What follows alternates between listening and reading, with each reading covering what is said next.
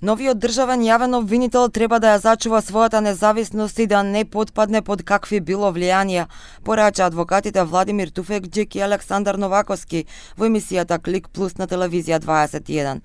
Според Туфекџик, изборниот процес на државниот јавен обвинител има политичка нота, но вели се создаде амбиент на поделби дека се бира меѓу подобни и најспособни. Тој мора да биде и способен и подобен, изјави Туфекџик. Самиот процес, изборен процес на државниот јавен обвинител има политичка нота. Клучната улога на државниот јавен обвинител е да ја има подобноста за соработка со сите овие органи што јас ги кажам. Но неговата улога е да биде коректор во спроведувањето на законот оној момент кога владата ќе забега.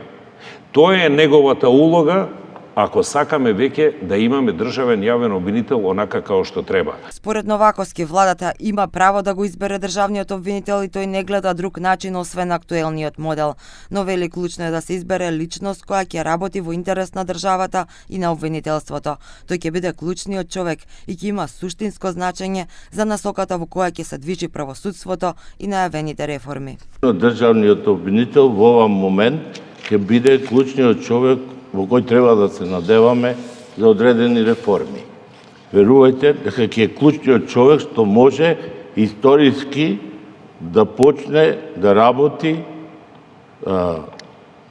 професионално, затоа што тоа одмah ќе се види како ќе се одвиваат настаните во правосудството, дали ќе прифаќа во обвинителството влијанија вакви да се прошета некој или не, тоа брзо ќе се увиде. Друго, по мене, мора да има добри менаџерски способности. Инаку топката сега е кај владата, таа ќе одлучи чие име ќе ги помине владините филтри. Потоа предлогот ќе го испрати до собранието, кое треба да го избере новиот државен обвинител, кој ќе го наследи Љупчо Коцевски, кој во декември поднесе неотповиклива оставка.